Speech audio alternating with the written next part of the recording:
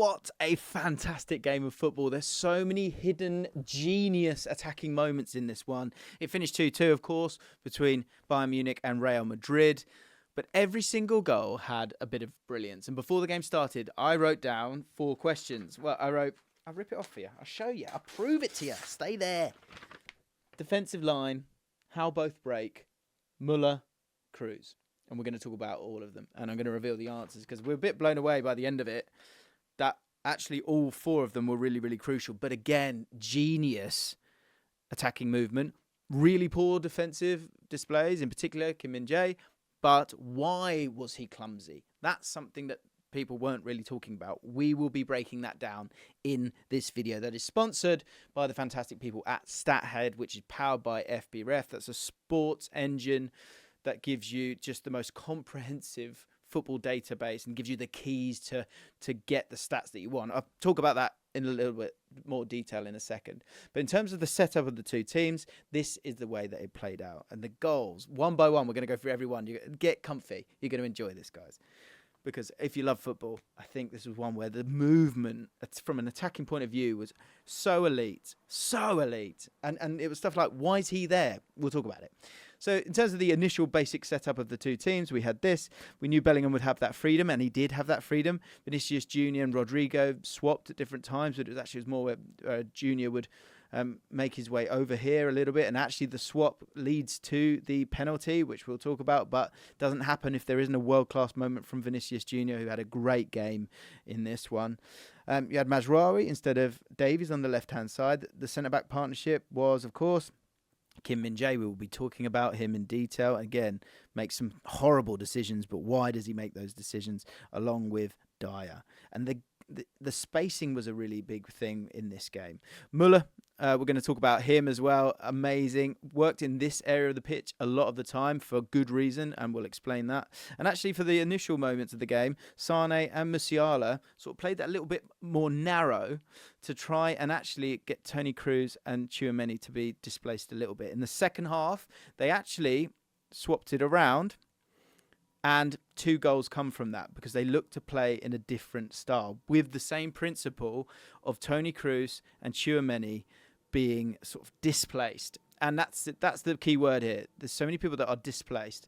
We knew going into this game it was about Bellingham and it was about Harry Kane. Unfortunately enough, we have a StatHead subscription, and this video is sponsored by them, and they're allowing us to take our content to the next level. If you want to do the exact same and you want those deeper insights, you can do that because the searches that you can use are so comprehensive, it can take it to the next level. Let me show you a couple of examples, and one from Toni Kroos that is absolutely going to blow your mind. So first of all, the search I'm able to do here is that for single seasons from the age of 19 to 20 in La Liga, for midfielders or forwards, how many goals and assists have they got per 90? To understand how good a season Jude Bellingham is having. Because in terms of the numbers that he's getting in terms of goals and assists for a 20-year-old in La Liga, of course debut season as well, he is pretty much at the same numbers as Lionel Messi. That's the level of which he's playing at. And even he, in a game like this, was a bit quiet. So that showcases how elite this game of football was. Another one for the comments. Who's a better forward, Lewandowski or Harry Kane? Just to showcase it here, a different kind of one in terms of single seasons from 1992 onwards and goals and assists. Harry Kane is in 5th spot. People think he's trying to chase down Lewandowski, and in terms of the overall goals, yes, he is trying to do that. But in terms of goals and assists per 90, he's at 1.4. And the reason that's so much lower than Lewandowski is that actually Harry Kane's played more games than Lewandowski now already. So it's incredible what he's done. And actually, we had another one as well where we were able to look at how many goals or assists in a single season. There's actually a few other seasons where Lewandowski was above and in and around Kane. So Lewandowski needs to be remembered for being an absolute beast. Also, in terms of goals and assists per 90 in a season, you've got Pizarro and Iron Robin. Iron Robin in 2010-11 had more per 90. So Harry Kane's having a great season, but actually it's probably not as as clear-cut as we thought. Bit of recency bias there. And that's what StatHead provides. If you want to get 20% off StatHead, use the code JLA20. There's a link in the description. You will not regret it if you are a content creator, because it will allow you to take your content to the next level, to give yourself bespoke stats that add context to what you're trying to say. And to prove that point, here is an absolute belter when it comes to Toni Kroos, who was involved in the first goal. So this is his scouting report on FBref, not StatHead. But when we went to StatHead, we were able to take it to the next level. So this, in terms of passes attempted per 90, this is why Toni Kroos is so elite this season, and why the team around him that Ancelotti has built is so important, because he has so many legs around him, you know what I mean by that, that he's able to, first of all, be 11th on the all-time list when it comes to passes per 90, right? But then I added to this, because I was able to do that, progressive passes, because it's all good and well playing passes, but what about progressive passes? Well, he's right up there for that. It drops down a couple, sure, but then when we do this is crazy, right? In terms of the amount of distance you're able to find, and the first goal showcases it so well. When we go to progressive distance, okay, maybe he's not in the top 10 for that, but the last two seasons, the amount of distance, so the total distance in yards that completed passes have travelled towards the opponent's goal, he is so far ahead of Paredes in third. That is the role of Toni Kroos, and that is the role of StatHead. It's amazing. Links in the description. Get involved. Don't be an egg. Don't be a bloody egg. Okay? Let's get to the goals. And let's get to the high line, because when it comes to that defensive line, that was the difference between these two. And they played in very, very different styles. The first goal looked pretty basic. And it was great movement from Vinicius Jr. For those of you remember, he obviously makes this run towards, and then there is this big, fat space in behind, and he's able to score a goal. But it's so much more than that. It's so much more than that. It is woeful from Kim Min-jae, but why is it woeful? Well, Toni Kroos is just having a little bit of fun. Of course, this is when he spun, and there's that space in behind. There was a way that Bayern played that I think they got sort of sucked into it, because Real Madrid are happy to allow these players to sort of have a slow tempo and then zip it up. And it's absolutely brilliant. And there's so many people that you need to focus on here. And Ancelotti, actually, I've just seen this for the first time. If you zoom in, you can see him there. He's probably saying to Vinicius Jr., stay away. And I'll show you exactly why. Here's the hidden genius. Now, first of all, Toni Kroos, of course, has the ball. And the person I want you to focus on is Tchouaméni, firstly. Because Tchouaméni should just stay there, right? He's a defensive midfielder. You should just stay in that zone. That's the smart thing for him to do, to be absolutely fine. The centre of the pitch is safeguarded in case Toni Kroos loses the ball. But Ancelotti wants them to play. He wants them to allow themselves to just be world class and do what they want to do. It's dangerous, but it can lead to goals as well. And it's so clever what he does here, because Tchouaméni actually looks to impact the game because he believes in Toni Kroos, and he believes that Toni Kroos can make those passes that can affect the game. So Lema here, again, in a really good position, and Toni Kroos is never going to be able to play any kind of progressive passes apart from maybe that crazy long one, but, Bayern are going to be able to sift across. Let's move it on one. So we move it on one. There's a bit of an overload here, I guess, not really, but a lot of players over on this right-hand side. And look where Tchouaméni is. He's here. He's absolutely vacated this space. That's dangerous stuff. But Ancelotti allows his team to play with relationism. And these three players have it in the middle. And also, I think what's really interesting here and important to focus on, Vinicius Jr., kind of out of shot, but Kim Min-jae as well. So Kim Min-jae has got a lot to think about. And throughout this game, people have so much to think about. Honestly, it's so elite. It's so good. Anyway, back to it. So we move it along.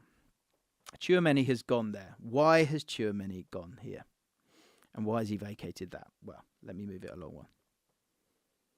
By moving it along one, there's a pass that gets played here.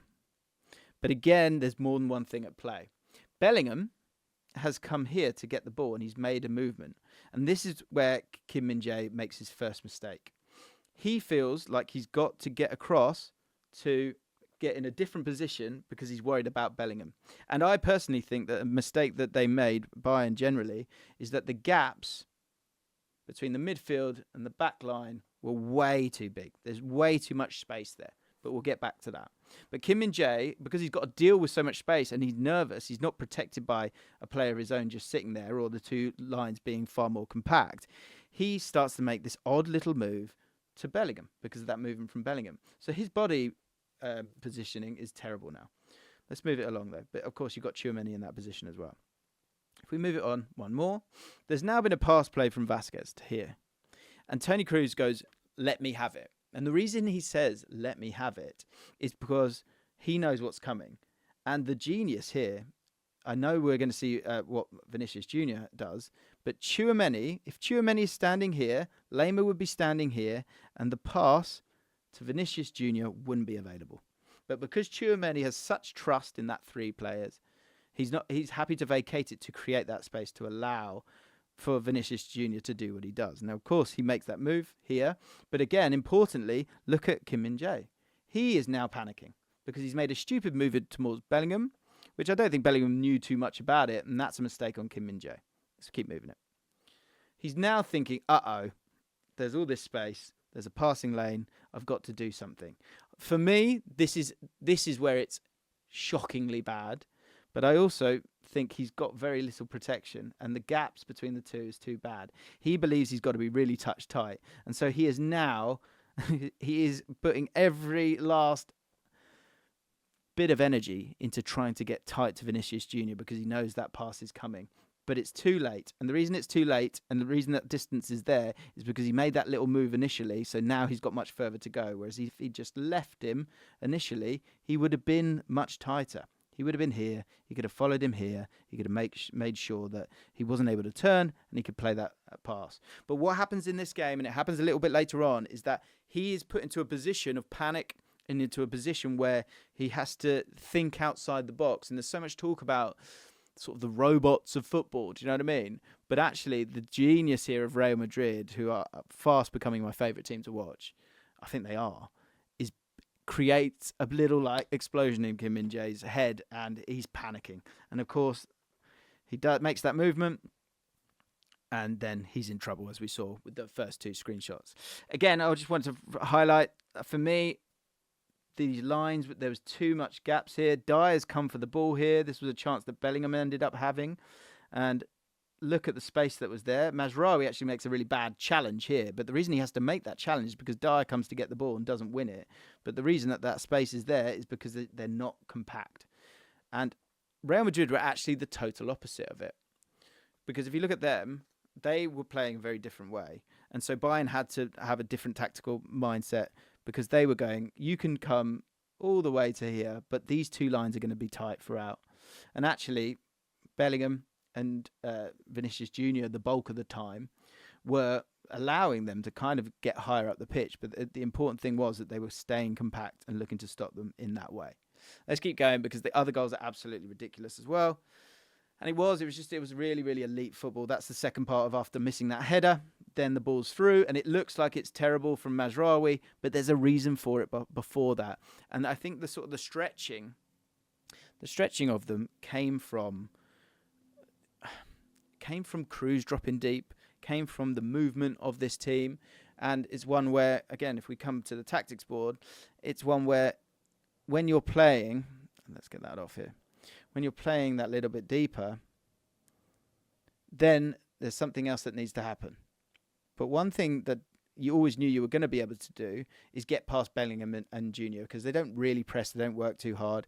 Valverde will always work so hard for the team, but he's only one man. And so what Tuchel did in the second half, I thought was really, really clever. In the first half, they were looking to get into these areas and to trying to pull Kroos and other players out by getting them into sort of these half spaces here. In the second half, they tried something very, very different. And to this point, when Real Madrid, who are happy to be compact like that, then did rake, often, as I've just shown you with the screenshots, the lines between the two were too wide from an offensive point of view. Let's get back to the goals because they're absolutely phenomenal. And it's Muller now. It's Muller time. Muller nice. More like Muller Rice. No, Muller Rice. More like Muller nice. Right. Anyway. Amazing stuff for the equaliser. And again, for what had to happen here, the switch was really, really clever from Tuchel, because instead of trying to kind of go through and pull apart Kroos and Tchouaméni, what they then started to try and do was to try and go around, try and go wide.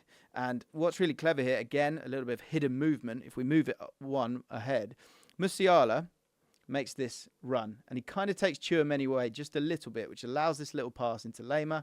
And Vinicius Jr., and this is one for a few of these players in this Real Madrid side, do they work hard enough in defensive transition? I think there's something to be said in that, be it in the legs that they've got or the legs that they wish they had. So if we get rid of all of that, that pass is able to be made. Lema gets the ball, drives. Now, should he be winning a race against Vinicius Jr.? No. But he's able to. And he's able to make a fantastic pass. And one thing I've got to tell you about is Müller here. But it's not for now. It's for the next goal. But it's an interesting position that he picks up. And throughout the game, he was kind of in that area on that left-hand side. But importantly here, Kroos is important. These two centre midfielders are very far away from each other. And the pass from Lema is absolutely fantastic. He plays it all the way out to Sane on the right-hand side now, who's got that space. And what he does is phenomenal as well. It's a great game. It's a bloody great game, full stop. But it's a great game for the football fan in terms of that quality movement. Let me tell you what he does. So we move it along. He plays the pass, as I just said. Müller again, really, really clever positioning, because Nacho's thinking about him. Rodrigo actually has to stay in line with him a little bit, because he thinks that, Müller might be my guy that I need to get to. But instead, I think it is Lema, isn't it? Plays that pass all the way to the other side. So really clever stuff from Müller just by staying there. But it isn't him who gets the ball. The ball goes to Sane. And again, when we freeze it here, the first touch from Sane and the touches after are utterly world class, because it's within his stride. But importantly, he knows exactly what he's doing when he gets the ball. This first touch here, you've now got Mendy is now the new one getting displaced and not knowing what he's going to do. A second before this, Sane looks. Who are the two people that he's looking at? He knows that Kimmich is on his way. The two people that he's looking at is Rodrigo and Toni Kroos. Now, Toni Kroos, the two centre midfielders, when it's compact and it's calm, he can get himself over to help to double up. But he's not able to do that. So as soon as Sane sees that those two players are not going to get across, and he's got this space here to go into, he's off. He's gone. And I don't know if Tuchel's told him it or he's done it himself, but it's absolutely brilliant. And it highlights again that they were looking to go around instead of going through like Real Madrid were able to. And importantly here as well, in terms of Mendy, because Mendy, he's a bit frozen now. He knows that Kimmich is going this way. So he wants to stay in line with Sane, but he also, without even looking, this space here, Rodrigo needs to get back. He has to get back. And if it's Valverde on the other side, he would have got back. But with Kimmich going, he's got to be ready to go that way as well as Sane. So the one thing that he has to rely on when it comes to his teammates is that if he does cut to this side, it's not totally on him. There should be a midfielder that gets back. But he doesn't. And Sane, if we move it on one, and when he takes his shot, who's next to him but not there in time? It's an amazing finish. It's incredible technical ability to dribble. But Kimmich has drawn Mendy out, which has allowed Sane to cut. And Toni Kroos is not there in time. And Rodrigo is behind him as well. So just, again, phenomenal play, right? The penalty. If you're enjoying this, make sure you hit the like button. Tell your friends. Okay. This is the penalty. Again, in terms of trying to create a distance between Tchouaméni and Kroos, this is what Müller was looking to do all the time. Müller was staying in this area here. And we saw it in the goal previously to stretch Kroos, or in this area to make it awkward. Now, the lines they're not as compact here in this moment. And Kim Min-jae, and that's why when Müller looks, he tries to get kind of in line, but his body positioning here is absolutely amazing, because within one touch, he can go. And he can see that space. He knows that space is available. And that, again, is absolutely brilliant stuff from him. He's able to get in front of Toni Kroos, and then all of a sudden, they are in massive, massive trouble. So the penalty obviously comes from Musiala being brilliant. But the penalty, really comes from spacing, from intelligence, from getting in front and taking players out of the game. And Muller, throughout the game, was looking to take someone like Toni Kroos out of the game. Look where Toni Kroos is. Look where Tchouaméni is. Both all at sea. Guerrero makes a solid run there. But again, it's about straight lines here to allow for so much space for Musiala to get on the ball because of that switch of those two wide players. And then as we move it on, of course, Vázquez, he's able to get the ball with so much space. And Vázquez now has been displaced because he's been dragged a little bit by Guerrero, and he's got to get himself back, and he makes a mistake, of course. But it's Musiala with some great stuff. And in terms of the ground duels that Musiala won, he was miles ahead of anyone else in this game. I thought he had a really, really solid game as well. So it was, although we had the Bellinghams and the Kanes that we wanted to talk about today, we thought we were going to talk about, it wasn't about them. So the goal, of course, comes from that, and then there's the equaliser. And again, on the face of it, clumsy. Yes, it is clumsy. It is absolutely clumsy. But why is it clumsy? First of all, we've got the rotation of Rodrigo and Vinicius Jr. But if we move it back one, or about a few seconds later, before, sorry, what's really, really interesting here is, in terms of the body position of everyone, and this is like where it's about world-class moments sometimes. But sometimes with Ancelotti, it's not about the system. It's about just let these guys have relationships. And it's something to be really enjoyed. And he plays this little bounce pass with the outside of his foot through Sané's legs. And Kim Min-jae understandably thinks, oh, the pass will go here, the pass will go here. But that's brilliance. That's utter brilliance. And Rodrigo somehow knows. He somehow knows. I don't know if he's given the eyes or what. And so Rodrigo is in the wrong position. What feels like the wrong position, but not a dangerous one. And again, Kim Min-jae makes a mistake. Of course he does. But in that moment, once that ball goes through, there's so much space for him, and again, his body language, his body language is incorrect. You know, his weight balance is incorrect. But I think in terms of saying it clumsy, you can't make a tackle there, which some people were saying, which I get. Why was he in that position? Why was he panicked? He was panicked because of this dude, because this dude is special, and the whole team's special, and the whole game was special. And 2-2 was fantastic. I hope you enjoyed the game. I absolutely did. If you love this video, share it, hit the like button, do all the good stuff, and make sure you check out StatHead. They are taking our content to the next level. Cheers.